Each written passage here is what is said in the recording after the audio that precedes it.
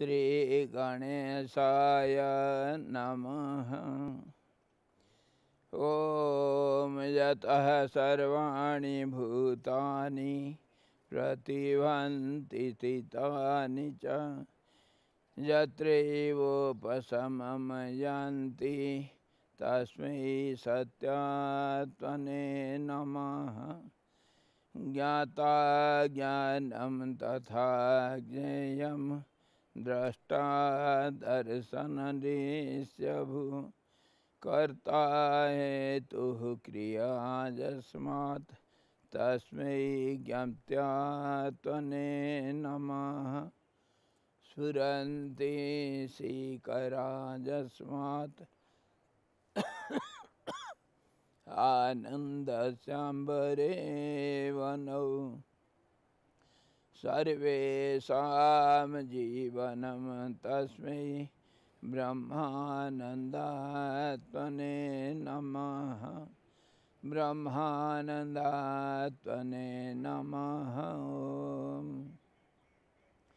वेदोदधिं समन्मथ्य ज्ञानरत्नं समुद्धृतं येन तस्मै वसिष्ठाय गुरुणाम गुरवे नमः।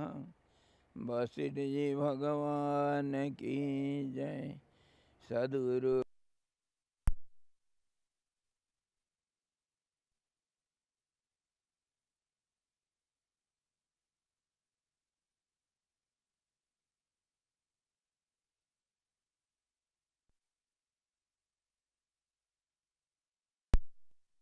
जी भगवान की जय।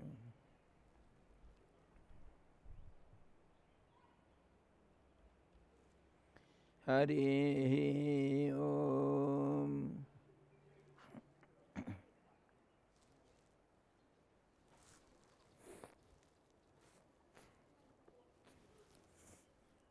उधर रिकॉर्ड हो जाता है। अच्छा,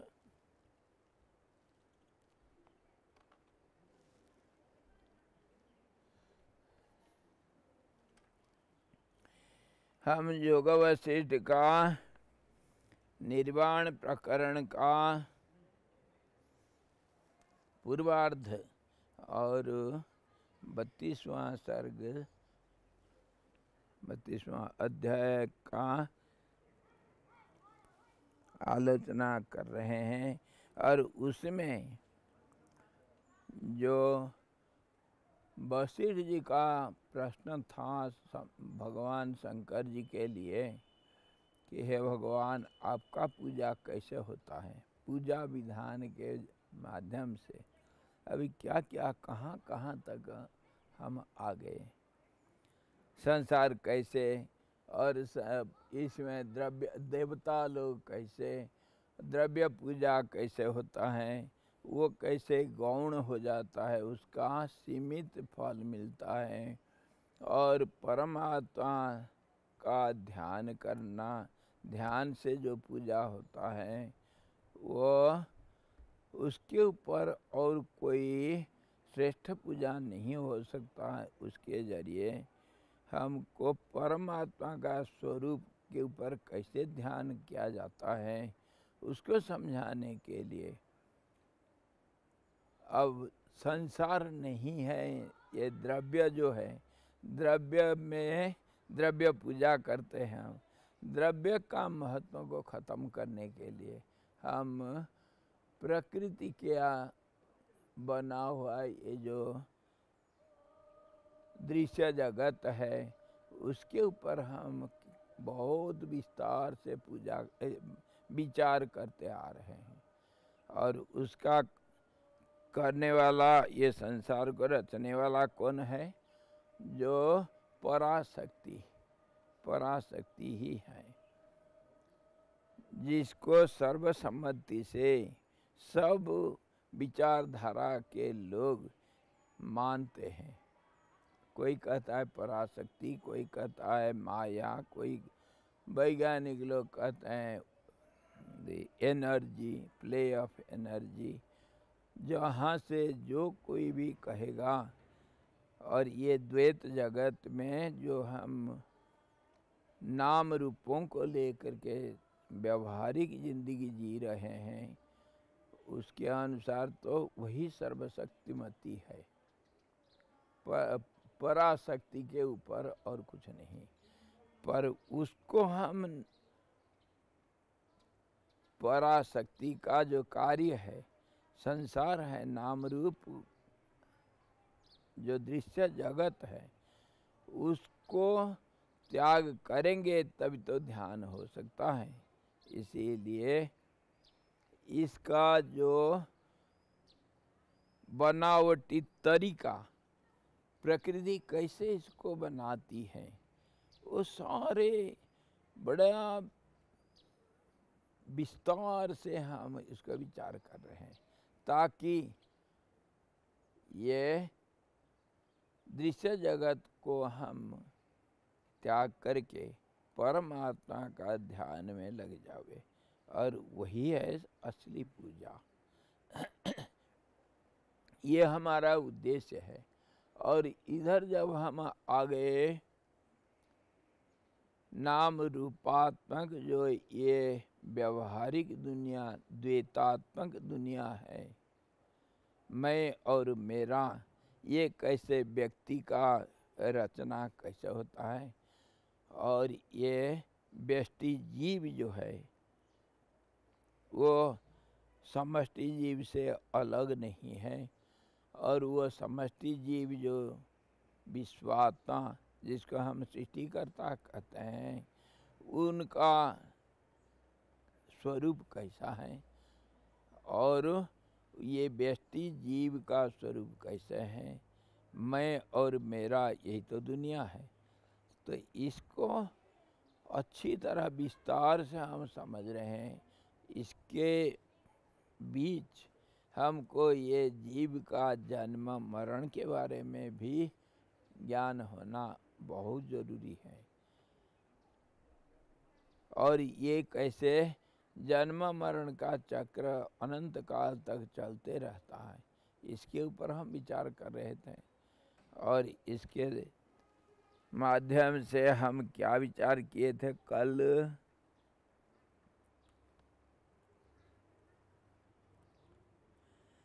राग द्वेषादि मौलों से रहित वासना जिनके हृदय से हटती नहीं, वे अटल एवं समान रूप वाले जीवन मुक्त होकर दीर्घायु रहते हैं।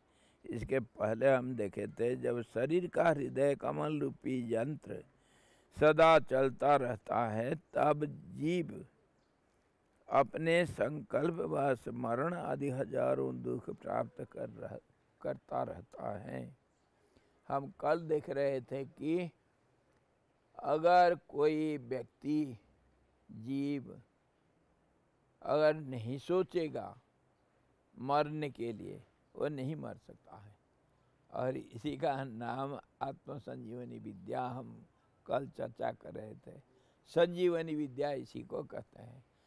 सोच अगर एक होगा, और वो सोच एक भावना कि मैं अजर अमर हूँ, तो फिर मरने वाला कोई नहीं दिखता है फिर आगे, ना कोई किसी को मार सकता है, मरण आ नहीं सकता है। इसी का नाम संजीवनी विद्या। हाँ जी। और हम कल इतना विस्तार से देखे थे, तर्क, उदाहरण और कहानियों के जरिया से कैसे मरने के लिए इच्छा करने से आदमी मरता है और दुख को भोगता है, और जिसका इच्छा नहीं है मरने के लिए, वो कभी नहीं मरता है, कभी नहीं मर सकता है। मरना मतलब शरीर पात होना, ये स्थूल शरीर का विलीन हो जाना। और कैसे विलीन होगा? ये पंचभूत से बना हुआ है, पंचभूत से अपना अपना तत्व लय को प्राप्त हो जाएंगे। लेकिन उसके समय, उसी समय जब स्थूल शरीर लय को प्राप्त होगा, सूक्ष्म शरीर जो पुरियाष्टक नाम से हम विवेचन किए थे, 8 चीज़ों से बना हुआ, 5 तन्मात्रा और प्राण मन चित्त, ये तीनों और 5 तन्मात्रा, ये 8 मिलकर के एक पिंजड़ा जैसे एक घर बनाए, एक रूप बनाए। उसके अंदर का जो चेतन शक्ति है अथवा उसके अंदर जो चेतन शक्ति का प्रतिबिंब स्वरूप महाशक्ति पराशक्ति है, जो चेष्टा के रूप में एकोहम बहुश्याम अथवा इच्छा शक्ति के रूप में और है उसी में पुर्याष्ट के अंदर, इसीलिए वह सृष्टि को शुरू करता है। और उसका तो मरण नहीं होता है, लेकिन मरण होता है। कौन कहता है मरण नहीं होता है? सबका मरण होगा। वो कैसे होगा? वो ज्ञान से ही हो सकता है। ज्ञान से कैसे? मान लो जैसे बीज को हम ऐसे ही अगर रखें तो उसका जो अंकुरोद्गम शक्ति है वह नष्ट नहीं होता है। वो कभी भी अनुकूल परिस्थितियों को प्राप्त करके फिर उससे अंकुर पैदा हो जाता है और भावी जो वृक्ष का शुरुआत हो जाता है। लेकिन उस बीज को अगर हम भून लेंगे, अग्नि से भून लेंगे, तब फिर उसमें जो शक्ति सुप्त अवस्था में था, भावी पेड़ों का एक सूक्ष्म रूप, वह नष्ट हो जाता है और वह बीज काम का नहीं रहता है। वैसे ही हमारे जो जीव का बीज कौन है? जीव का बीज है चित्त, जहाँ सारे संस्कार सारे इकट्ठा होकर के रखा हुआ है बड़े सूक्ष्म रूप से। तो उसको अगर ज्ञान रूपी अग्नि से हम भून दे सकते हैं, तब फिर वो जन्म मरण रूपी जो ये खेती, ये नहीं हो सकता है। फिर ये जो चक्र चलता रहता है, हम देखो कितने बार धान बोए हैं, धान काटे हैं, कितने बार गेहूं बोए हैं, काटे हैं। किसान आंदोलन जो कर रहे हैं इसी के ऊपर तो है किसान आंदोलन। हमारा जो उपज है उसका व्यवस्था कैसे होगा? और ये जन्म भर किसान खेती करता रहता है, फसल बोता है और काटता है। तो ऐसे ही परमात्मा एक क्षेत्र रूपी शरीर में बीज डाल करके, बीज मतलब कर्म रूपी बीज को डाल करके बारंबार खेती करते रहते हैं अनंत काल तक। अहम बीज प्रदह पीता, भगवान गीता में कहते हैं कि ये क्षेत्र, शरीर रूपी क्षेत्र में कर्म रूपी बीज बोने वाला तो मैं ही हूँ और आदि बीज परमात्मा ही है। इस प्रकार जो हम विचार कर रहे थे, उसमें जब स्थूल शरीर का मरण होगा, देह त्याग को हम मरण कहते हैं, और उसके बाद हम विचार किए थे ये सूक्ष्म शरीर कर्म का मार्गदर्शन से फिर सूक्ष्म जगत में विचरण करता है। अर्थात जैसे कभी कोई धनी व्यक्ति आराम करने के लिए 5 स्टार होटल में जा कर के पहले बुकिंग कर लेता है, महीना 1.5 महीना आराम से खाता पीता आराम करता है, बटन दबाओ तो आ जाएगा पास्ता का प्लेट, आ जाएगा। वैसे ही सूक्ष्म जगत में जिसको हम स्वर्ग अथवा नरक बोलते हैं, दोनों, उसमें क्या होता है, जो कर्म तुम्हारे पहले से धर्म रूपी कर्म कर रखे हो अथवा पाप रूपी कर्म कर रखे हो, उसका फल भोगने के लिए भोग करने के लिए एक सूक्ष्म शरीर अपना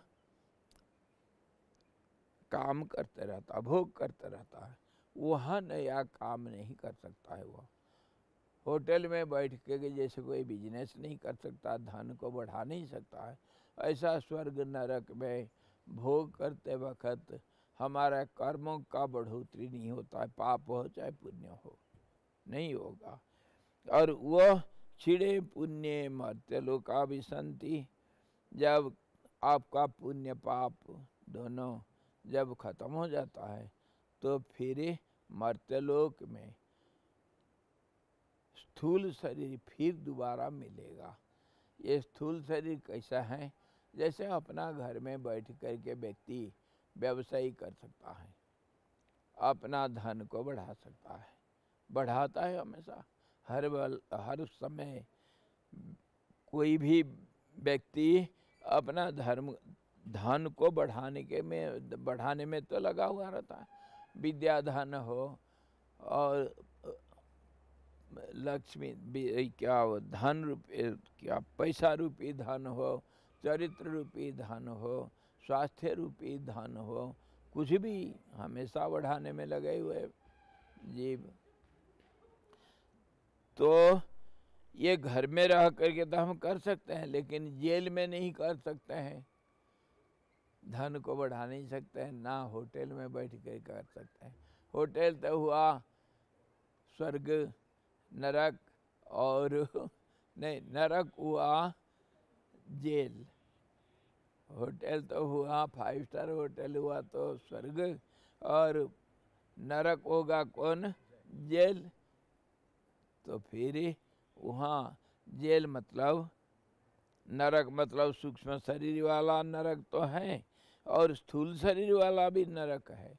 जो मनुष्य से इतर जो नहीं है, निचली दर्जा के शरीरधारी होते हैं, पशु पक्षी कीट पतंग इत्यादि, वृक्ष लता इत्यादि, वो भी जीव हैं, उनके अंदर प्राण है और वह जीव कहलाते हैं।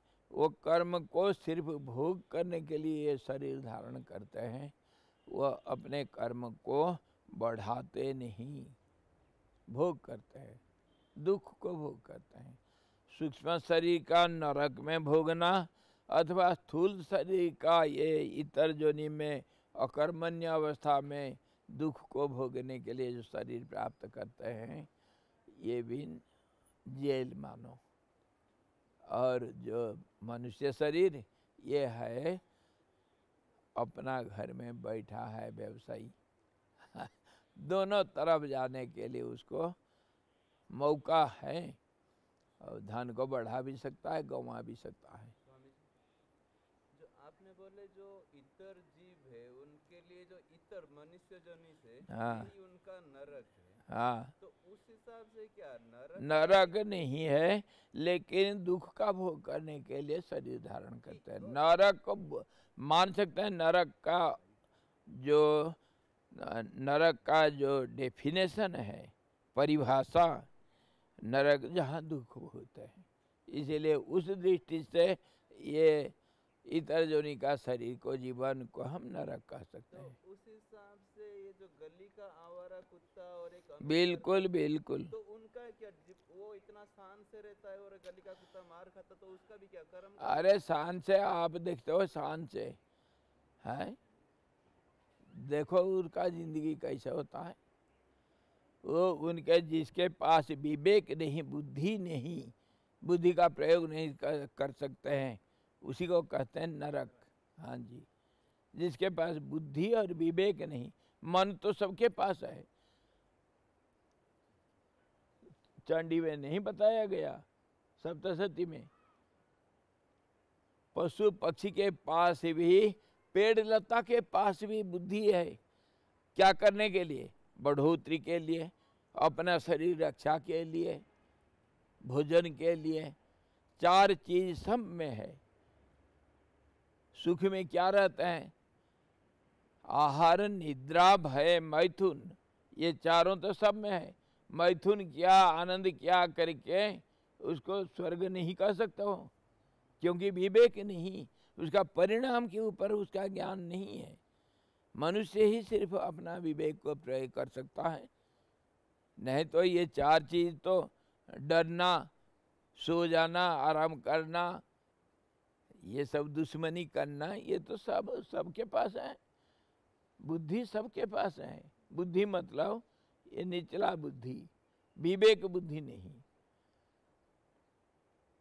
विवेक से ही मनुष्य कहा जाता है, अदरवाइज पशु। हाँ जी, विवेक ही ना पशु ही समान। हाँ जी, इसीलिए तो कहा उनको भोगजनी। वो अपने विवेक से आगे बढ़ने के लिए, इस जन्म से पार पाने के लिए नहीं कर सकते हैं कुछ। लेकिन हमेशा एक चीज याद रखना, जैसे हमारे हॉस्पिटल में इमरजेंसी वार्ड रहता है, आधा हॉस्पिटल का टाइमिंग है, लेकिन आधा रात भी कोई आपत्ति में पड़ा, इमरजेंसी केस में आया, उसके लिए स्थान है। तो ऐसे ही सारे नियम के अंदर एक विशेषता रहता है। हाँ, विकल्प हमेशा है। पशुजोनि में भी देखा गया और देवजोनि में भी देखा गया। कोई देवता लोगों को मैं उदाहरण दिया था ना उस दिन, जो पुष्पदंत आचार्य का, वो कैसे शिव जी का प्रसाद उनको मिला और शिव के प्रसाद से उसको मुक्ति मिला। देवताओं को भी मुक्ति मिलती है, और पशुओं को ये जो दूसरे जोनि में जो आता है उनको भी मुक्ति मिल जाती है। इसके ऊपर बहुत, ये स्पेशल केस में, हमेशा नहीं, इसके ऊपर बहुत उदाहरण है। इसलिए वहाँ हम जा कर के तर्क करने का बात नहीं, विशेष तो सब जगह पर है। वही स्वामी जो स्पेशल केस होगा, लाइक जो बंदर होगा। हाँ, हनुमान जी बंदर थे। बंदर है, हनुमान जी बंदर नहीं है। सांप जाके शिव जी के पास बैठता है। बिल्कुल वही है स्पेशल केस। तो इस ढंग से जब हम देखते हैं तो साधारण जो मनुष्य रूपी जीव है, उसका जो वो भी अगर विवेकहीन है तो फिर वो पशु के माफी धर्म को और पाप को भोगने के लिए विभिन्न किस्म के शरीर को धारण करते हैं। और ये कितने किस्म के शरीर? 84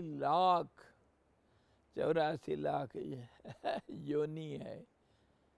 84 लाख किस्म के शरीर है। उसमें अच्छा बुरा, ऊंचा नीचा जैसे भी होगा। और इसको ग्रुप किए हैं अलग अलग। तो फिर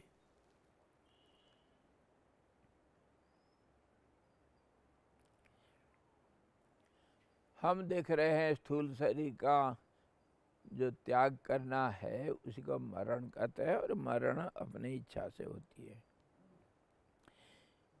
इसीलिए भोग की वासना से रहित पुरुषों में भोग संकल्प का अभाव होने से वे मृत्यु के अधीन नहीं होते हैं।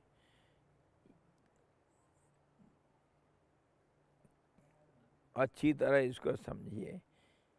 भोग की वासना से रहित पुरुष, जिसके वासना में भोग नहीं है, तो फिर वो वासना कैसे होगा? काम क्रोध मद लोभ को बिना, उसके बिना उसके बिना अगर दैवी संपद होगा वो भी भोग है। कैसे नहीं होगा? भोग वासना रहित होने पर भी अगर पुण्य करेगा तो स्वर्ग में जाना जरूरी है, पड़ेगा। देखो ना, वो इंद्र कितने बार, हमारे पुराण में सब कहानियां हैं, इंद्र कितने बार अपना रथ को भेज देता है, अरे जाओ जजाति को ले आओ स्वर्ग में, अरे जाओ दशरथ जी को ले आओ स्वर्ग में। पुण्य कर्म क्या है उसको भोग करना है। तो पुण्य पाप दोनों कर्म ही है और दोनों से भोग होता है। धर्म का भोग सुखमय होगा और पाप का भोग दुख में होगा। सुख दुख तो भोगना है, दोनों को भोग कहते हैं, सुख को भी और दुख को भी। भोग मतलब कर्म फल को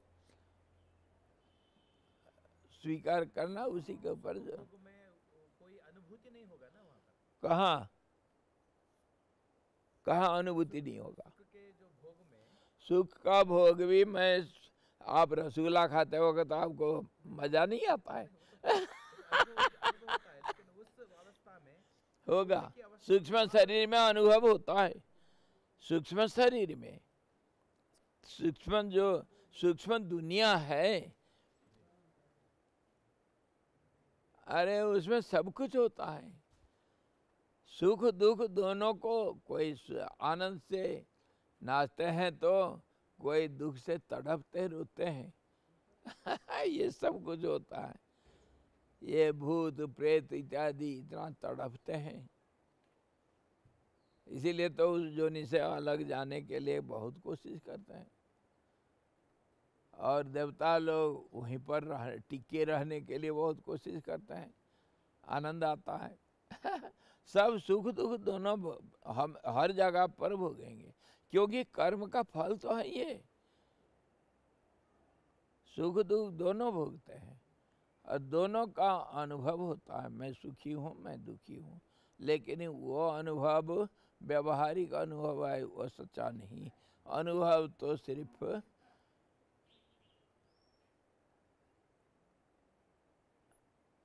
जो संबित नाम का हम जो कहते हैं, अनुभव का ज्ञान को अनुभव कहते हैं। मैं अनुभव कर रहा हूँ, वो जो ज्ञान है चेतन, जो एक अवेयरनेस है, मैं भोग कर रहा हूँ, सुख हो चाहे दुख हो, वो सच्चा अनुभव है जिसको हम प्रकाश नहीं कर सकते हैं।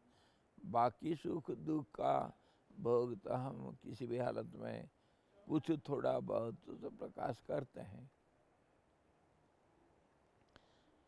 अब चलो वो जो हम कहे कि भोग वासना से रहित वासना, भोग से रहित वासना, ये कैसा होगा? वो वासना फिर स्थिर होगा, वो कर्म करने के लिए उद्योग नहीं कर सकता है, उसमें कोई चेष्टा नहीं रहेगा। चेष्टा अगर रहेगा वो कर्म करेगा, फिर कर्म का फल अवश्यमेव भोक्तव्यम शुभाशुभ कर्म फलम, कहीं नहीं जा सकता है। और नहीं कश्चित् क्षणमपि जातु तिष्ठत्य कर्मकृत, कोई एक पल के लिए भी कर्म के बिना नहीं रह सकता है। तो वासना कभी ऐसा नहीं हो सकता है कि भोग के बिना हो जाए। हाँ, होता है कभी बाई चांस, करोड़ों में अरबों में कोई एक निकल जाता है। कहा ना, सब चीज़ में एक विशेषता रह जाता है, विशेषता सब में है। मनुष्याणाम सहस्रेषु कश्चित् ददति सिद्धये, और उसके अंदर फिर किसी को वैराग्य मिलता है, हजारों में एक।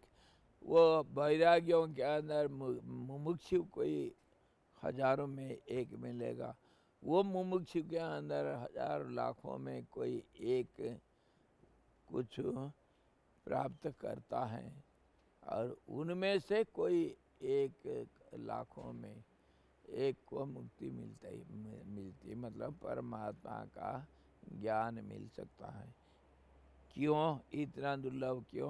क्योंकि आदत से मजबूर, सारा संसार तो आदत के ऊपर टिका हुआ है, बारंबारता के कारण। और ये समय, देश, काल, परिस्थितियाँ, जीव का व्यवहार, कर्म और कर्मफल, ये इतनी कॉम्प्लिकेटेड साइकिल्स हैं, ये कभी नहीं अंत होते हैं।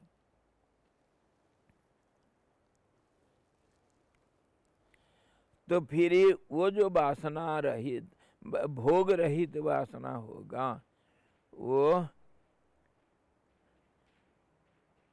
कभी मृत्यु के अधीन नहीं रहते हैं। स्थिर हो जाने से वो स्थिरता, अगर अहंकार सूक्ष्म रूप से रहेगा तो उसका एक सूक्ष्म शरीर उसको स्थूल बना सकता है और सूक्ष्म भी बना सकता है, जैसे चाहिए वैसा बना सकता है। वो सूक्ष्म अहंकार को जो चाहिए वो उस रूप का एक शरीर वो निर्माण करना, उसका साथ साथ लय कर देना उसके अधीन रहेगा, क्योंकि वो सर्वशक्तिमान हो जाएगा। और उसके बोलते हैं काम रूप। काम रूप जो चाहेगा वैसा होगा। इसी के ऊपर हमारे जीवट की कहानी इसमें है। जीवट का कहानी, जीवट करके कोई एक बड़े भारी तपस्वी महात्मा किसी जंगल में अकेला बैठ करके वो तपस्या करते करते और निर्विकल्प समाधि में बहुत समय तक रहा और उसका ये स्थिति हो गया कि दुनिया उसके लिए है ही नहीं, शरीर का भान है ही नहीं। लेकिन वो मुक्ति की इच्छा के बिना ये तपस्या किया था, इसीलिए वो निर्विकल्प समाधि के अवस्था से फिर उसको मानसिक अवस्था में आना पड़ा बहुत काल के बाद। तो फिर वो मन कैसा होगा उसका? सत्य संकल्प अथवा काम रूप वो इच्छा उसका मन रहेगा। मन मतलब मन तो चलायमान होगा। किसका मन बहुत चंचल भागते रहता है। मन मतलब भागता रहना, मतलब भावनाओं का अनेकता है। और किसका मन बहुत स्थिर रहता है, फिर भी चंचल, चंचलता के अंदर स्थिरता, मतलब बहुत धीरे धीरे चलना। स्लो साइकिल रेस और fast cycle race slow race भी कहते हैं, तो है तो रेस। हाँ, खड़ा कर देंगे एक एक मिनट साइकिल में तो इसी ढंग से जो स्लो साइकिल रेस करने वाले होते हैं वो समाधि से उतरने के बाद जहाँ मन स्थिर हो गया वो मन उस रूप को साथ साथ ग्रहण कर लेता है। वो समाधि से उतरा और उसके सामने एक वृक्ष को देखा तो मन वृक्ष रूप हो गया। मन वृक्ष रूप हो गया मतलब उसका ये शरीर, तो ये जो तपस्वी का शरीर तो यहाँ का ज्यों का त्यों है, लेकिन दूसरा वो सोचने लग गया मैं वृक्ष हूँ और पक्का और वृक्ष हो गया। वृक्ष फिर अपना फूल को देखता है और पुष्प रूप हो जाता है। ऐसा 100 शरीर को धारण कर लेता है, 100 शरीर को। आखिर वो कहीं एक हंसिनी का रूप हो गया था। क्रम से एक दूसरे को सोचता है, जैसे कभी फूल फिर किसी भंवरा को सोचा, फूल के ऊपर भंवरे आते हैं, भंवरा को सोचते सोचते भंवरा बन गया। भंवरा फिर गया कमल, कमल के ऊपर बैठा, कमल के अंदर रात को कमल बंद हो जाता है और उसी में भंवरा बंद हो जाता है और कमल को सोचते सोचते वो कमल बन गया। कमल खिला हुआ है, एक कोई हाथी आया पानी पीने के लिए, उसके पैर के नीचे कमल दब गया तो कमल हाथी को सोचते सोचते वो हाथी बन गया। हाथी जंगल में घूम रहा था, किसी राजा ने उसको पकड़ के ले गया और हाथी मरते मरते राजा को सोच करके हाथी राजा बन गया। छोटा राजा मरते वक्त किसी बड़ा राजा को सोच करके सम्राट बन गया। सम्राट कभी गया था जंगल में शिकार खेलने के लिए, किसी शेर के मारते हुए मरते वक्त शेर को सोचते सोचते शेर बन गया। इसी ढंग से बदलते बदलते 100 शरीर, लेकिन सारे शरीर हैं। कोई तो शरीर मर जाता है, कोई शरीर रहता हुआ दूसरा शरीर को सोच लेता है, दूसरा शरीर बन जाता है। ऐसा इसका 100 शरीर बन गया था, लेकिन अपना मूलभूत शरीर है।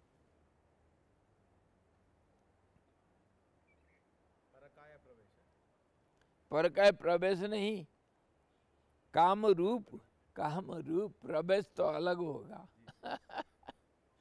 परकाय प्रवेश अलग रीति से होता है, लेकिन यहाँ पर काम रूप जो कामना करने का उसी रूप को प्राप्त हो जाएगा। उसका मतलब ये नहीं कि पूर्व शरीर नष्ट होगा।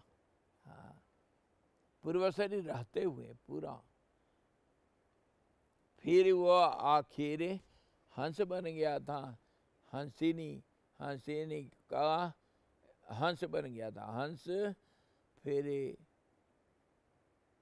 ब्रह्मा का वाहन बन गया था, और ब्रह्मा कभी रुद्रपुर में गया था भगवान रुद्र का दर्शन करने के लिए। उसी हंस के ऊपर वो हंस रुद्रपुर का आनंद को देखते हुए रुद्र का स्मरण करते करते रुद्र रूप बन गया, और वो फिर गणपति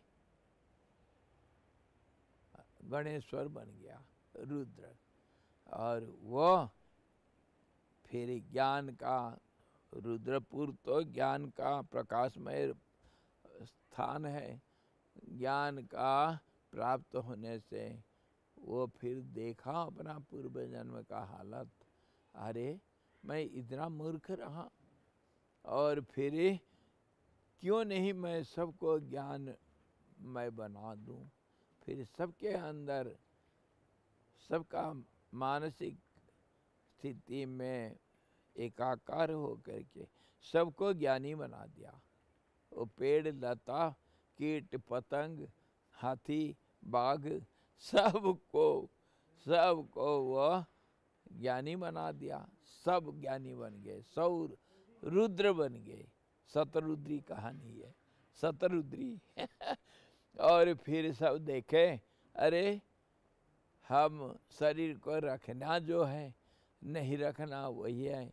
जब तक प्रारब्ध कर्म के अनुसार ये शरीर रहता है रहने दो। ऐसा करके सब एक होते हुए अनेक होता हुआ 100 ब्रह्मांड का रुद्र बन गए प्रारब्ध के अनुसार। और जब उनका प्रारब्ध कर्म सब समाप्त हो गया, वो परमात्मा में अपना अस्तित्व को खो दिए। ये शतरुद्री का शॉर्टकट में मैं कहानी बोल रहा हूँ। कहने का मतलब ये है, काम रूप जो इच्छा करेंगे वो शरीर हो जाता है, अपने आप हो जाएगा। और ऐसे ही देवता लोग भी काम रूपी होते हैं, उनके पास ऐसा तो नहीं होगा, लेकिन इससे थोड़ा सा लोअर टाइप का वो जो चाहेंगे वो कर सकते हैं। स्थूल शरीर धारण करना या दूसरा कुछ सूक्ष्म रूप धारण करना, एक होता हुआ 10 बन जाना, ये योगियों का भी शतावधानी अष्टावधानी ऐसे ही हो जाता है। साईं बाबा को देखे नहीं, साईं बाबा इधर भी है उधर भी है, दोनों जगह पर साईं बाबा है। तो ये योगियों का ये मानसिक शक्ति ऐसे ही होता है। तो सर्वव्यापक होने से उनको वो शक्ति मिलती है। तो कहने का मतलब ये है, भोग वासना रहित जो वासना होगा वो इस प्रकार होगा। वासना तो है, लेकिन वासना का क्षय नहीं हुआ, लेकिन इस प्रकार वासना होगा। वो उसको भोग करने के लिए कुछ जरूरत नहीं, कोई कर्म नहीं करता हुआ सब काम कर लिया। वो 100 रुद्र बनने के लिए वो कभी कर्म नहीं किया। आप पेड़ को तोड़ रहे हैं, सब पेड़ को कोई ध्यान नहीं रखता है, कितना फूल तोड़ने पर टाइम नहीं। इधर भी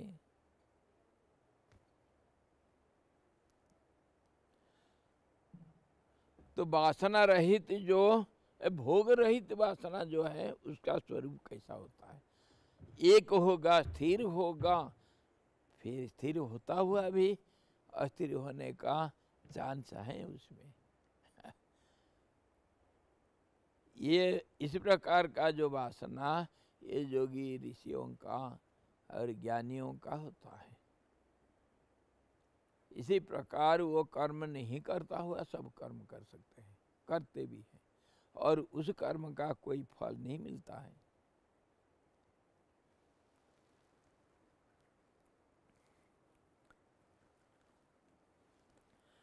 राग द्वेष आदि मौलों से रहित वासना जिनके हृदय से हटती नहीं, वे अटल एवं समान रूप वाले जीवन मुक्त होकर दीर्घायु रहते हैं। राग द्वेष आदि मौलों से रहित वासना जिनके हृदय से हटती नहीं, क्या समझे? मौल रहित तो हुआ वासना, लेकिन है मैं हूँ, वो हूँ पना को मिटाते नहीं, वो वासना है। ये बड़ा, इसके ऊपर अगर जाएंगे हम, थोड़ा कभी गलती भी कर बैठेंगे, हमको ये बोलना पड़ेगा, ये चिरंजीवी लोग बोलना ही पड़ेगा इसी के ऊपर। चिरंजीवी लोग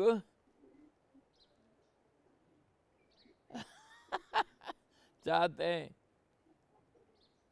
दृष्टा बन के संसार का लीला देखते रहूं।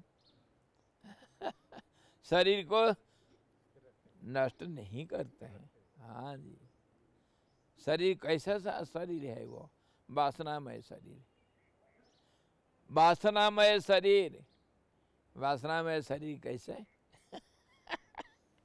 वासना शरीर कैसे होगा? जैसे देवताओं के बारे में हम चर्चा किए, सूक्ष्म शरीरधारी होते हैं। जैसे हम स्थूल शरीर वाले, मैं ये शरीर हूँ, यही तो स्थूल शरीर का स्वरूप। और देवता लोग भी मैं सूक्ष्म शरीर वाला मैं हूँ, तो आनंद को भोग कर रहा हूँ। और सूक्ष्म शरीर वाले नारकीय जीव होते हैं, जो मैं कष्ट को भोग कर रहा हूँ, इस शरीर से मेरा शरीर को जलाया जा रहा है, ऐसा सोचते हैं। वो सब तो वासना ही है, वासना के ऊपर है ये सब। और ये जो होते हैं दीर्घजीवी लोग, ये लोग मैं वासना मैं शरीर हूँ, मैं हूँ, यही वासना शरीर है, मैं हूँ। और वो हूँ देश काल परिस्थिति से परे भी होते हैं, जिसके लिए वशिष्ठ जी पूछे थे जब काकभूषण जी को कि आप चिरंजीवी कैसे? जब महाप्रलय होता है, ये सृष्टि स्थिति संहार हो जाता है सब, और महाकाल नाचता है, तो फिर सब जब क्षय हो जाता है, पंचभूतों का नाश हो जाता है, किसी का अस्तित्व नहीं रहता है, तो उस समय आप शरीर को कैसे, ये काक शरीर को कैसा रखते हैं? ये कैसे संभव हो सकता है? सूरज चंद्रमा भी नष्ट हो जाते हैं, और आपका ये कौवा शरीर कैसा रहता है? वो कहते हैं मैं ये पंचभूतात्मक शरीर में नहीं रहता हूँ, उसको अपने इच्छा से गायब कर देता हूँ।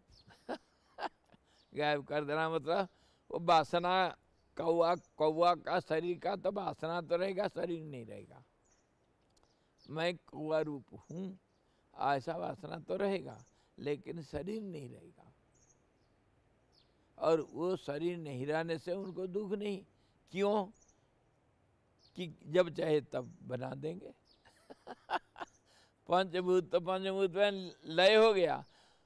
कहने का मतलब पंचभूत को बनाने में वासना से और उसको एकत्रित करके एक शरीर का रूप देने में वो समर्थ है, इसलिए जब चाहिए तब।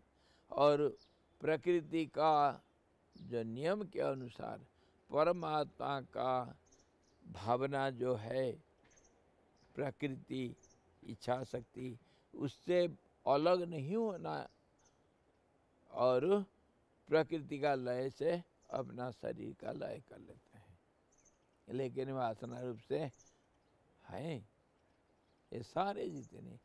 कैसे? जैसे आकाश में आंख बंद करो और आंख थोड़ा मसल दो और देखो आकाश को, काला धब्बे लगते हैं। आकाश तो काला है, नीला है, उसमें जैसे काला धब्बा, ऐसे ही परमात्मा में कोई भक्त लोग राम जी के बारे में क्या बोले, ब्रह्म कुले कलंक समान।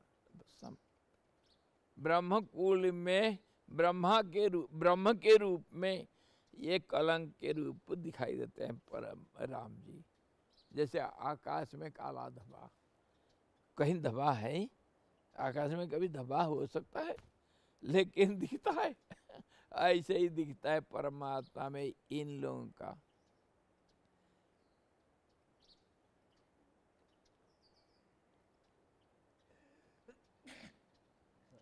विष्णु सहस्त्रनाम में एक विष्णु भगवान का नाम में आता है नक्षत्री। नक्षत्री वो कैसा रूप होगा? नक्षत्र रूप। नक्षत्र रूप मतलब जिसमें नक्षत्र सब हैं, अनंत कोटि ताराएं जिस शरीर में होंगे वो आकाश वासनाकाश में तो है ही है, और यह भूताकाश में भी बोल सकते हैं।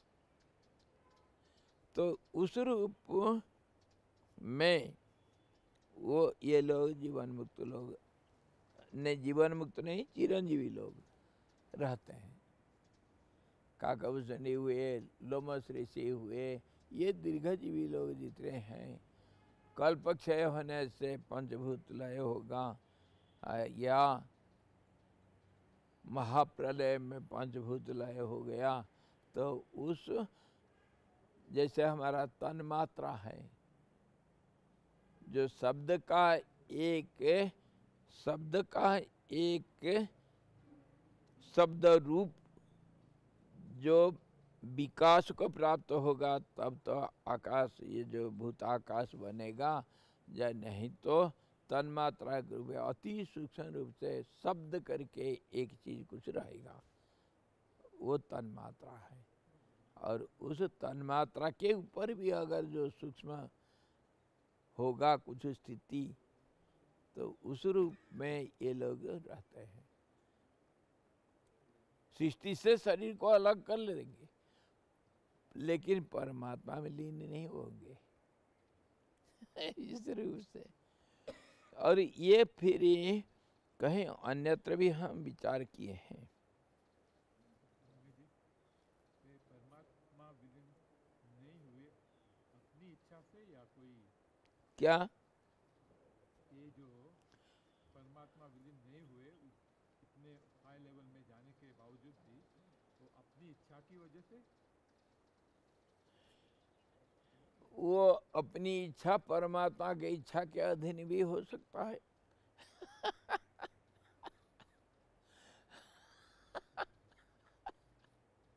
अगर मैं इच्छा किया, अरे नाखून बड़ा हो गया थोड़ा काट दूं, या नहीं तो चलो यहाँ एक ओम लिख दूं, तो मेरा कोई बना या बिगड़ा कुछ मेरे अंदर ही मेरा वासना काम कर रहा है।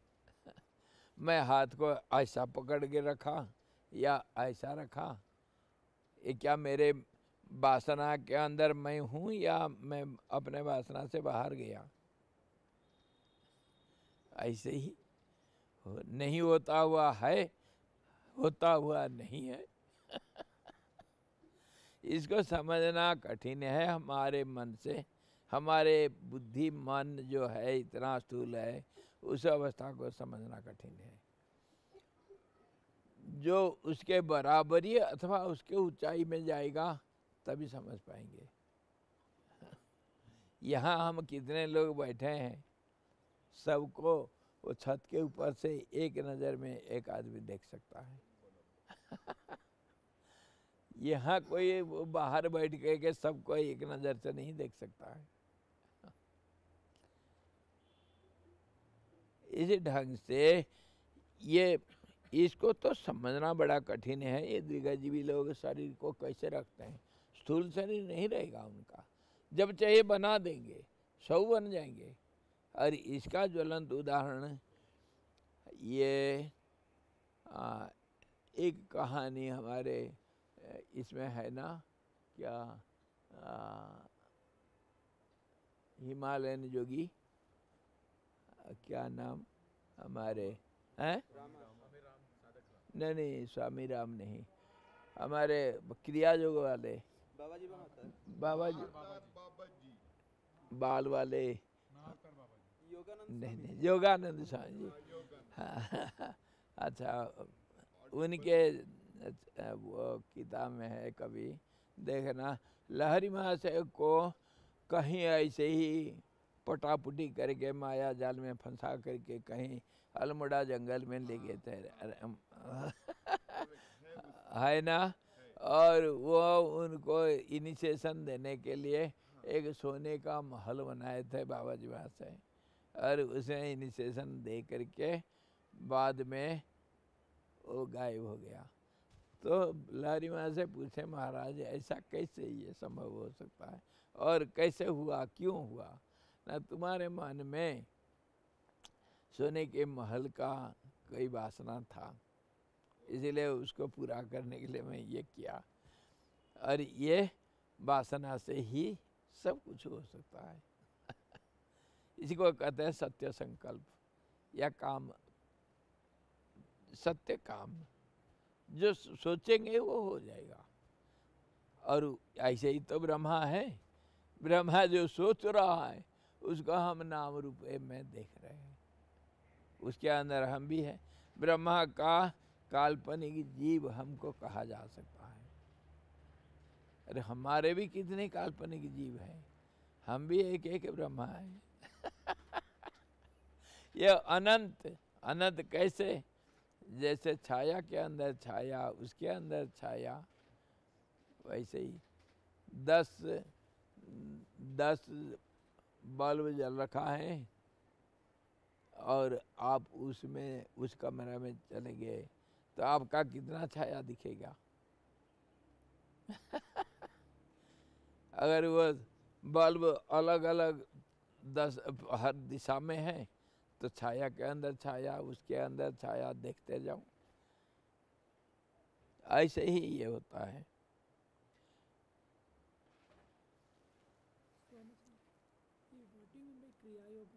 हाँ? वो एक परंपरा है, उसमें कोई बाबा जी है हमारे हिमालय में, बड़े दीर्घजीवी हैं, उनका ये मानसिक शक्ति,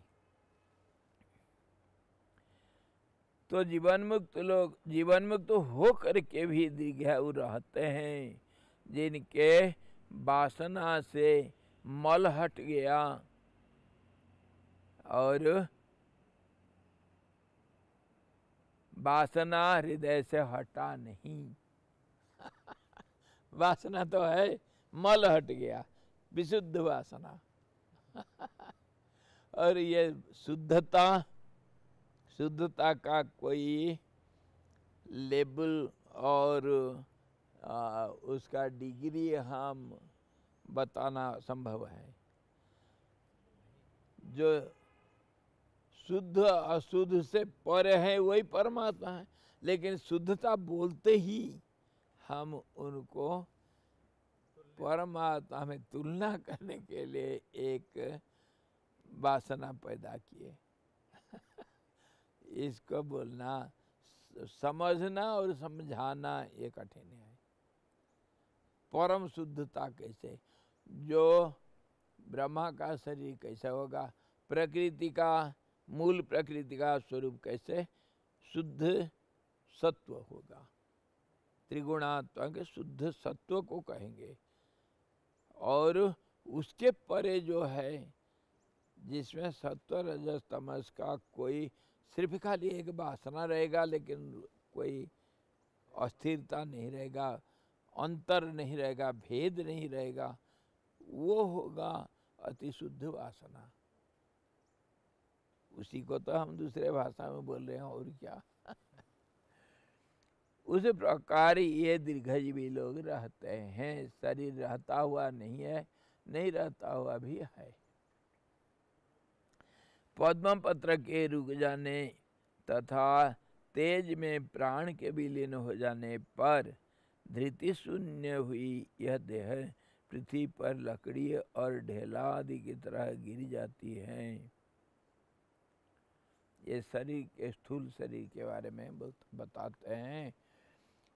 क्या हो जाता है? कहते हैं पद्म पत्र के रुक जाने पर। पद्म पत्र कौन सा, कहाँ है? हृदय रूपी जलाशय में, जहाँ नारायण जल का तत्व रूप से छिपे हुए हैं। छिपे हुए मतलब सोए हैं। जल साई नारायण जो है, और उनके नाभि कमल से, जो कमल के ऊपर भौरे के माफी जो ब्रह्मा जी बैठे हैं, वासनामय शरीर, और उनके नीचे जल के ऊपर जो पद्म का पत्र है, वो जब स्पंदित होता है उसी का नाम प्राण है। और शरीर को, स्थूल शरीर को, सूक्ष्म शरीर को भी, मन को भी, सबको वो स्पंदन, सबको स्पंदित करता है। और वो पद्म पत्र में स्पंदन अगर रुक जाता है, कैसे रुक जाता है हम पहले विचार किए हैं। या अपने अपने विड्रॉ करके, जब कर्म का अवधि, शरीर का अवधि खत्म हो जाता है, तो कर्म के साथ जुड़े हुए, एक दूसरे का परिपूरक, एक दूसरे के साथ संबंधित हैं। कर्म खत्म होगा, प्राण संकुचित होगा। प्राण संकुचित होगा तो कर्म का अवधि जो शरीर का, वो समाप्त हो जाता है। तो फिर प्राण वहाँ पर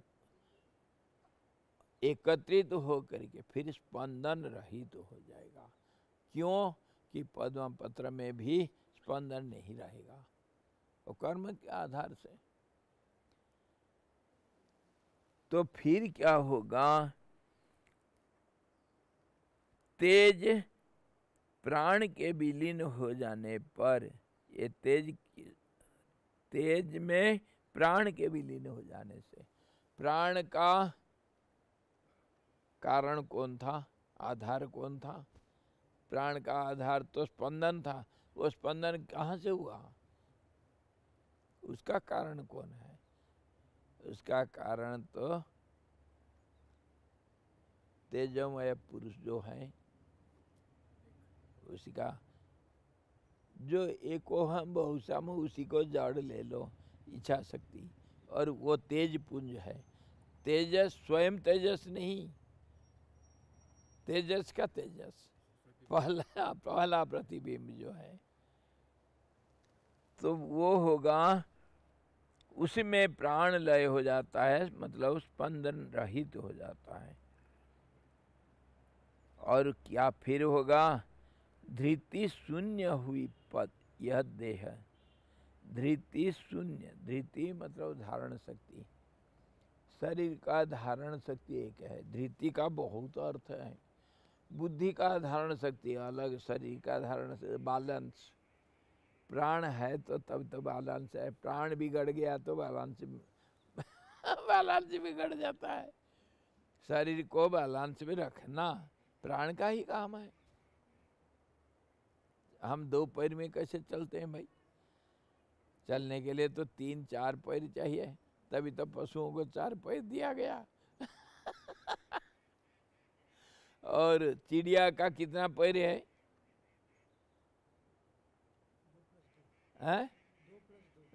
2 पैर है।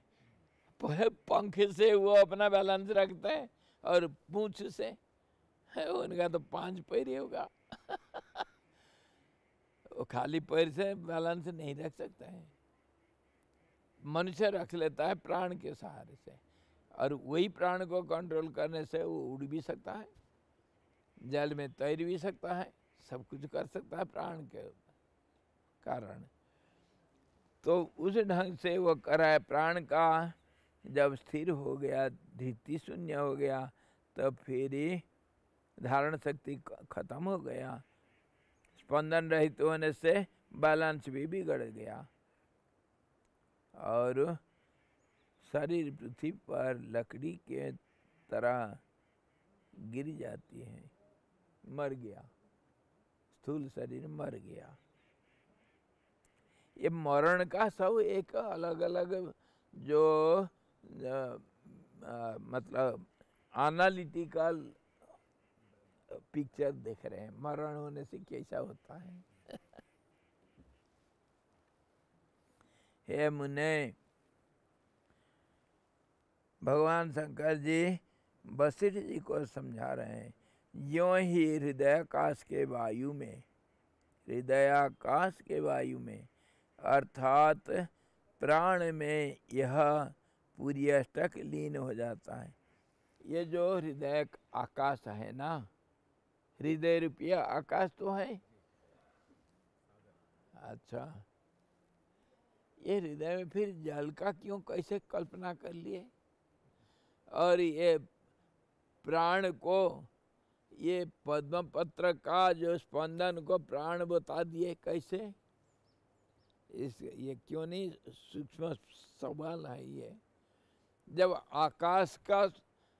आकाश से वायु पैदा होता है, तो फिर ये जल के ऊपर जो पद्म पत्र है उसका स्पंदन से वायु कैसा पैदा हुआ, ऐसा कैसे हुआ ना, कॉन्ट्राडिक्टेड नहीं है। नहीं है, नहीं है ऐसा। ये जल में अगर तरंग हम देखते हैं, किसके कारण देखते हैं, वायु का स्पर्श से। वायु का स्पर्श से जल का जो ऊपरी हिस्सा में बारीक हो मोटा हो जैसे भी होगा, लहर इत्यादि देखते हैं, और वो स्पर्श इतना होता है कि जल भी तरल पदार्थ है, और वायु भी गतिशीलता का नाम है, इसलिए दोनों जब मिल जाते हैं, एक दूसरे को स्पर्श कर लेते हैं, तो उसमें स्पंदन होना स्वाभाविक है, स्वाभाविक है। और वो स्पंदन का नाम तरंग इत्यादि जल में तो हम कहते हैं। तो अब देखो, हृदय आकाश में वायु तो होगा ना, आकाश जब है तो वायु भी होगा। वो वायु जो है वो क्या करेगा, स्पंदन युक्त तो होगा, स्पंदन का नाम तो वायु है। और वो वायु से फिर कौन पैदा होता है, वायु से अग्नि, अग्नि से जल, तो फिर वो हृदय आकाश जो हम हृदय रूपी एक गह्वर को, एक जो गुफा को हम चिंतन कर रहे हैं, हृदय इसीलिए गुफा के नाम से हम चिंतन कर रहे हैं कि उसका कोई अंत नहीं, इसलिए कुछ तो आधार होना चाहिए सोचने के लिए, इसलिए इसी रूप से सोचा जा सकता है। मन के लिए, बुद्धि के लिए एक कुछ सोचने के लिए आधार चाहिए, इसीलिए ऐसा कल्पना किया गया। सचमुच हृदय आकाश कहीं नहीं किसी के अंदर। अगर पहला कोई कल्पना होगा तो हृदय आकाश का कल्पना कर सकते हैं हम, और आकाश होगा तो आकाश में ये सारे पंचभूत होंगे।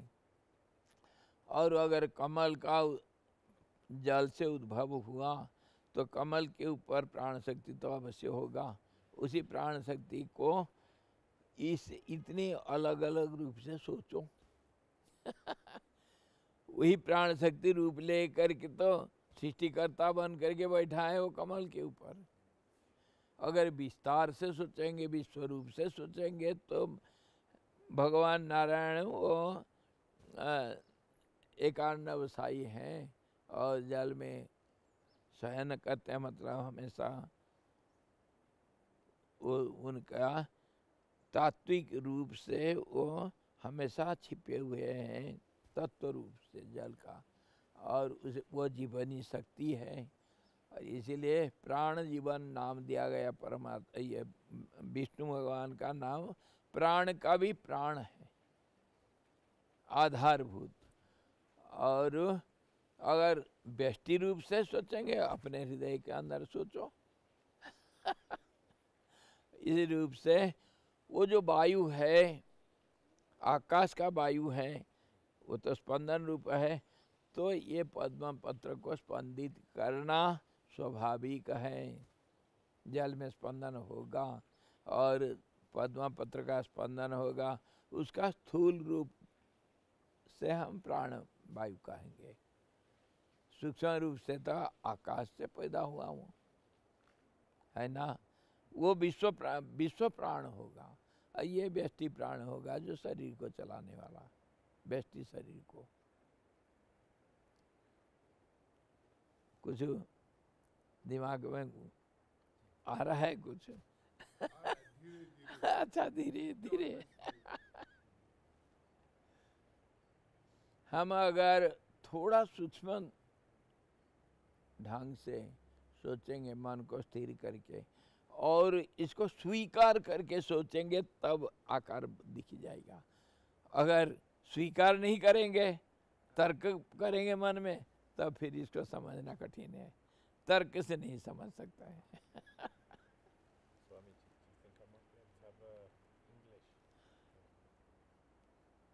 ओके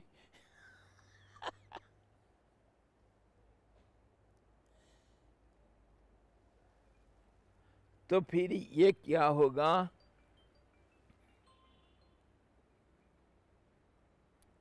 हे मुने, यों ही हृदय आकाश में, वायु में, हृदय आकाश के वायु में अर्थात प्राण में, वायु में, हृदय आकाश का वायु में अर्थात प्राण में, मतलब स्थूल रूप प्राण में,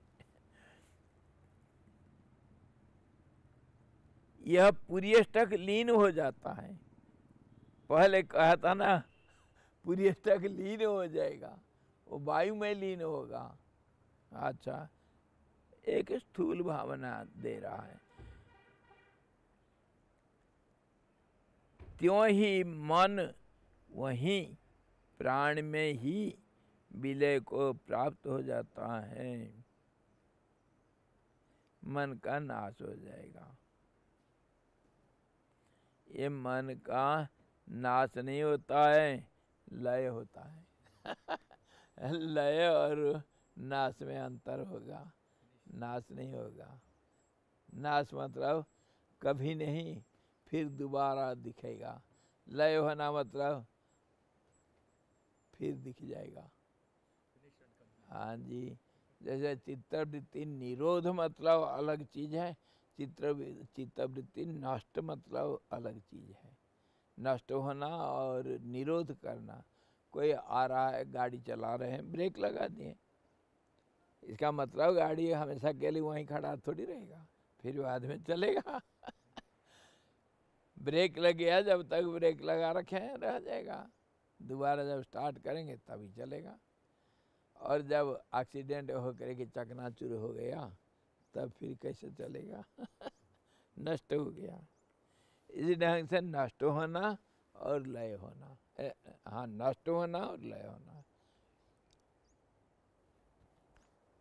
इसको कहते हैं। जो नष्ट होना, इसको कहते हैं हम क्या, ये भाषा में, दार्शनिक भाषा में क्या कहते हैं?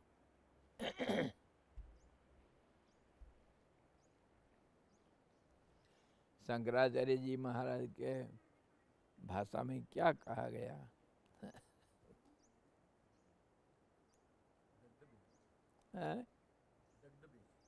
क्या?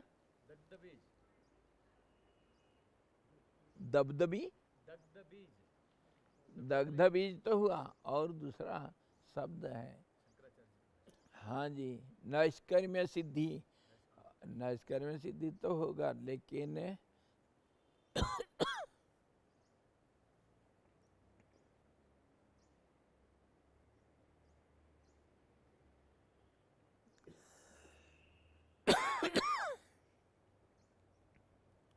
शब्द है जो फिर कभी पैदा नहीं होगा।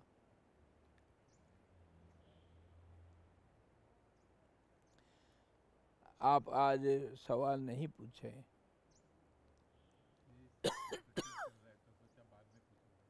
ये कर्म का क्षय कैसे होता है, भोग से अथवा त्याग से? ये शब्द था, ये प्रश्न था। कर्म का क्षय होना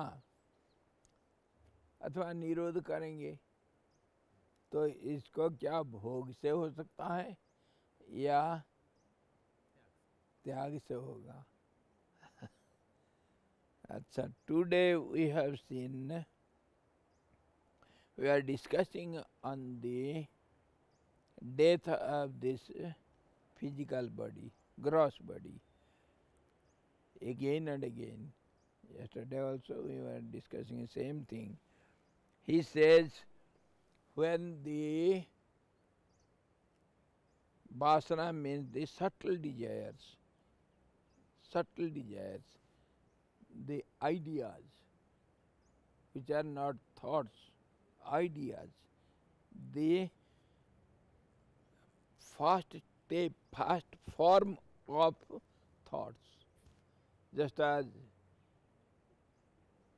you have some procedure to get up from the sitting position. What is the procedure?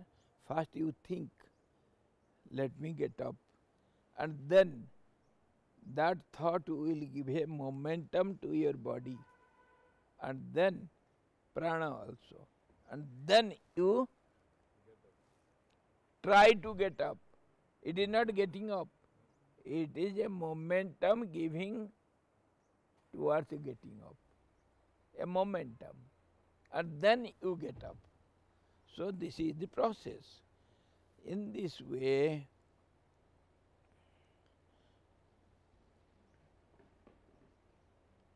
when the thoughts start, thoughts are gross, somehow visible form for the mind, but ideas are not so visible to the gross mind, though that is the starting point of the thoughts, that is called ideas. And those idea of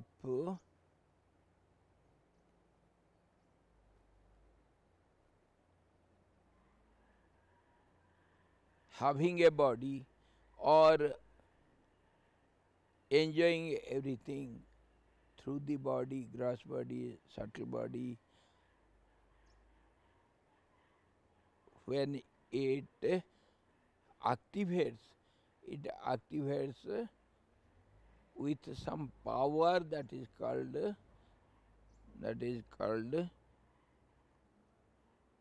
that power itself is called the garbage or dirt of the ideas. Idea in the beginning will be very pure. Purity means subtleness. And when it becomes gross, that means it accumulates so many other things with it, and then becomes gross.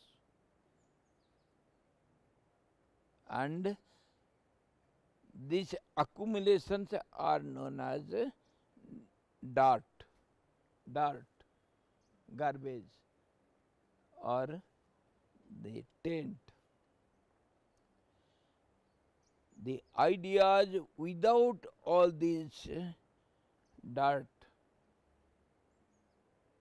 it becomes very steady, it never gets multiplied, it remains as it is. That idea of I-ness. Otherwise we can say the ego without any thought of multiplication. Ego, steady ego, constant ego, without any multiplication or expansion, or we can say projection, etc., it remains as it is. Very hard to understand how it is. Without any desires, gross thoughts, nothing is there. These are called dart or multiplication, or we can say the process. All these are absent there, only one idea of I, that we may say pure ego, without any without any momentum, movement, steady.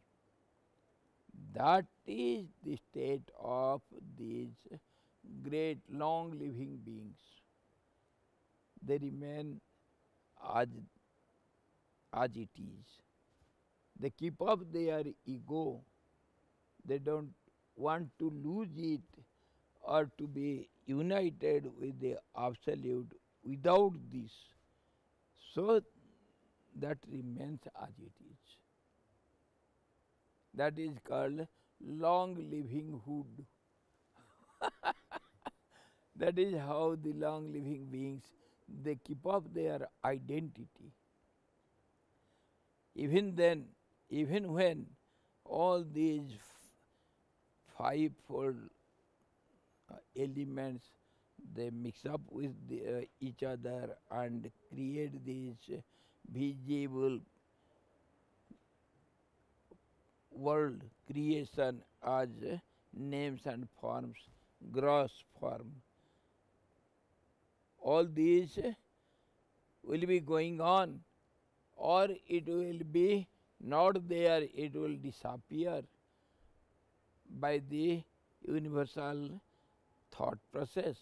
But these people, these long living beings, they keep up their such ego even though this visible world disappears. They can keep up. And that then when again this visible world starts in the process of creation, multiplying, then they can create their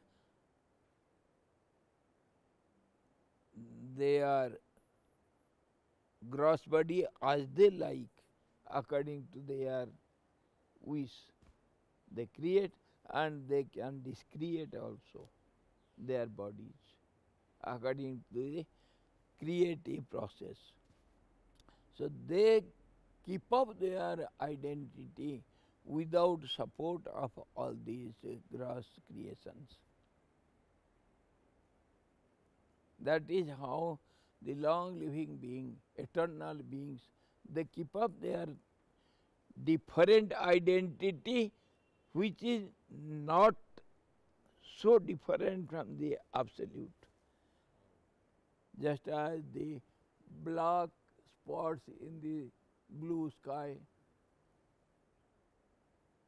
is it real or unreal? Is it one with the blue sky or it is different from it?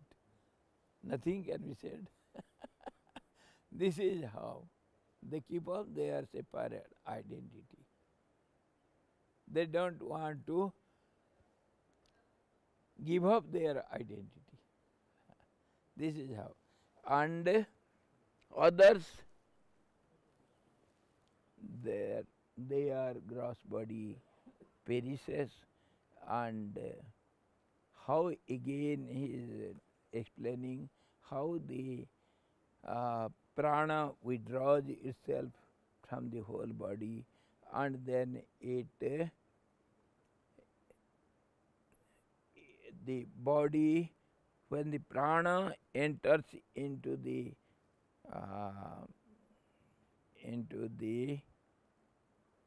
ego, it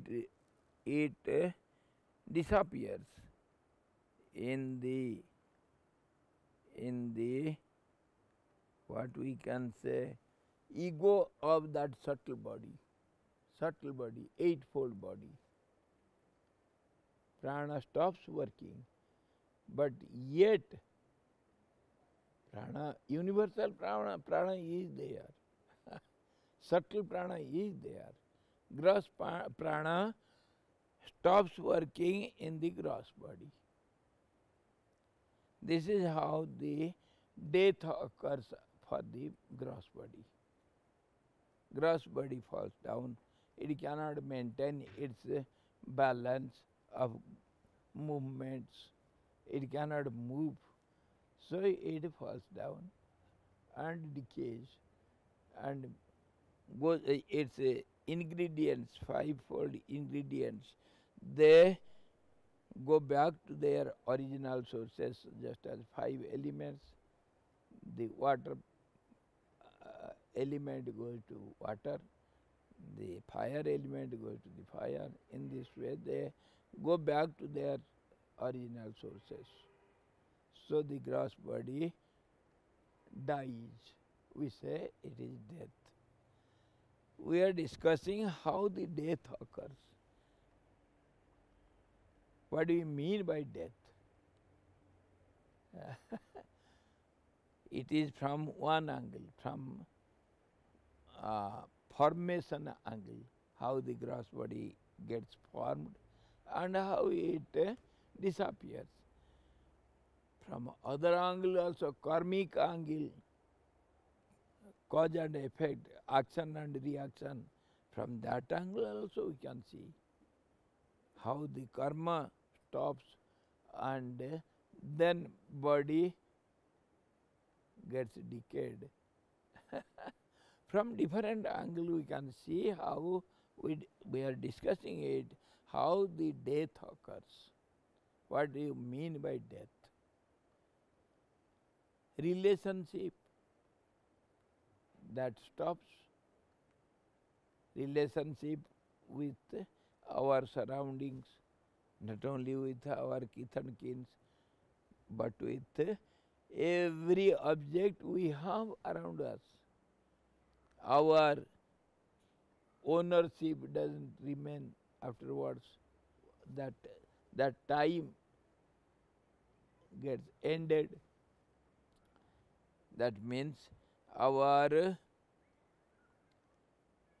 time of relationship with our living beings, non-living beings, our wealth, our wealth means whatever property we have we can use.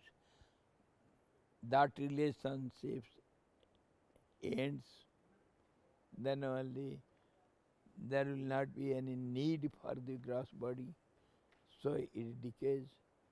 From different angles we can see what is called death and how does it occur. Why, how and when. And what happens to the soul after death? We shall, by the way we shall see it. So for today this much, and if you don't forget, of course it is a side point, but it is a point within this. How we can destroy or we can end our karmas? Is it by enjoying the fruits of the karma or by giving up the I-ness, the doership? त्याग से होगा या ग्रहण से होगा? ग्रहण मतलब भोग को स्वीकार करना अथवा जो वासना आया उसका भोग कर लेना। हाँ जी, दो रास्ता है और भोग करने का रास्ता को हमारे दर्शन शास्त्र में कहते हैं चार्वाक। यावत् जीवेत सुखम जीवेत ऋणम कृत्वा घृतम पीवेत। जब तक जीना है अरे मुफ्त मिले तो खरीदना हाथी, और लोन देगा, लोन चुकाएगा लड़का का नाती। हमारा क्या पड़ा हुआ है? लड़का का लड़का लोन चुकाएगा। अरे ले लो, मुफ्त हाथी मिल रहा है, लोन मिल रहा है तो ले लो, बैठ करके चलो ऐश करो। ये चार्वाक भोग करो। ये क्या कहते हैं वो, शरीर जब मर जाता है कौन देखा क्या होता है उसको। चार्वाक का एक श्लोक है। जब शरीर मर जाता है, छूट जाता है, अरे कौन देखा है सुख दुख को, कभी स्वर्ग नरक में कोई भोगता है या नहीं। जब तक शरीर आए भोग लो इसको। कितने अलग अलग मत मतांतर हैं। और हमको शास्त्र भी कहता है त्यागात शांतिर अनंतरम, त्यागे न वही अमृतत्वम अश्नुते। त्याग से ही सब कुछ होता। त्याग से फिर मिलेगा कैसे तुमको शांति? त्याग तो कर रहे हो, शांति कैसे मिलेगी? ये सब विचार करेंगे अगर कल याद करेंगे। त्याग से मिलेगा कैसे? त्याग कर रहे हो। हाँ। त्याग can also be sharing, isn't it? क्यों नहीं? हमारे पास सब कुछ हम स्वीकार करके इधर का उधर, उधर का उधर, भाई वो के लोग क्या करते हैं? इधर का उधर करने के लिए जानते हैं। अब जो कहेंगे उसको हम प्रूव कर देंगे। क्या बोले अभी? हाँ, त्याग हाँ एक रूप में, फॉर एग्जाम्पल आईना बाबा हैं, हाँ उनके ट्रंक में, कुटीर में दाल इतना ही है, शक्कर इतना है, सब इतना, कोई भी चीज 1 किलो के से ज्यादा नहीं। वो तन्मात्रा है। तन्मात्रा। लेकिन 10 लोगों को खाना खिलाते हैं। यही तो बात है। 10 लोगों में किधर है इतना? किधर से लाते हैं? पता नहीं। बड़ा सिद्धि है। हाँ सिद्धि, सिद्धि है। आप रहो, आपको भी सिद्धि मिल जाएगी।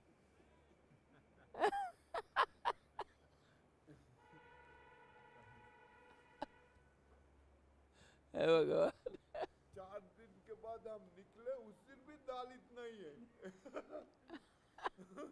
हम 4 दिन से 4 लोग खा रहे दिन में 3 बार, पता नहीं किधर से आ रहा है। हरिओम। फिर कल देखते हैं सिद्धि कैसा मिलता है। सिद्धि के बारे में तो हम विचार किए थे, सिद्धि कैसा होता है। कभी मैजिक से भी सिद्धि कर सकते हैं हमारे। आप इनको पूछना, किनको? जतिधर महाराज जी को। वो कुछ भी कर लेंगे, वो कुछ भी कर सकते हैं, बड़े सिद्ध बाबा हैं। हाँ जी। हरि ओम। पूर्णमद पूर्णमिदम पूर्णाद पूर्णमुदच्यते पूर्णस्य पूर्णमादाय पूर्णमेवावशिष्यते। ओम शांति शांति शांति। सद्गुरु भगवान की जय। सच्चिदानंद भगवान की जय। शब्द ब्रह्म की जय। सरस्वती महारानी की जय। जोग वशिष्ठ जी भगवान की जय। हरि